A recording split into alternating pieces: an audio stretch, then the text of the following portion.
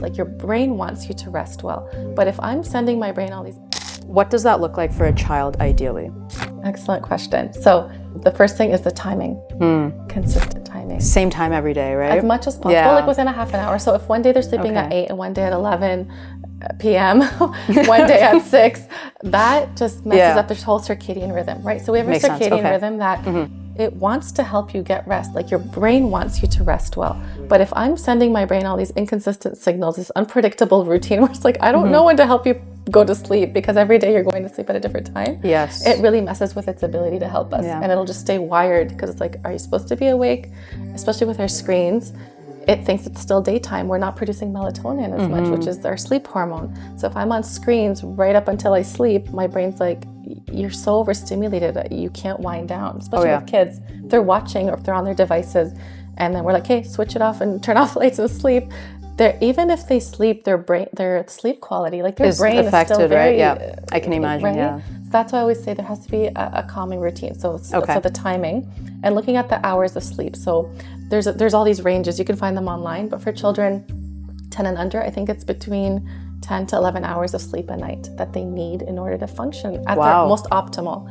Now, this is like the ideal. Like if you want your child to really be highly functional and work well throughout their day and to regulate emotions and stress, this is how we have to do that. And their memory, right? Their memory and attention. Right, okay. So if they have to wake up at 7 in the morning for school and they're not sleeping till 10, that's only 9 hours? 9 hours, you did the math correctly?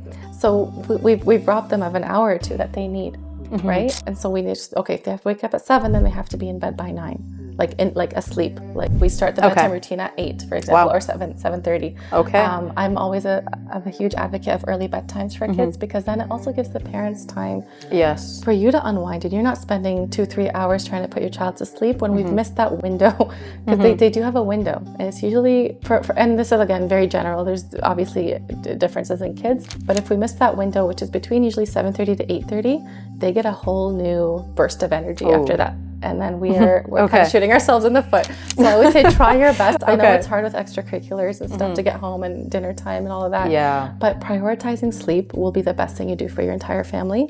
And then you as the parents, you get some time to just breathe and unwind, do the things you have to do in the evening to help you replenish for the next day, gearing up for the next day of life.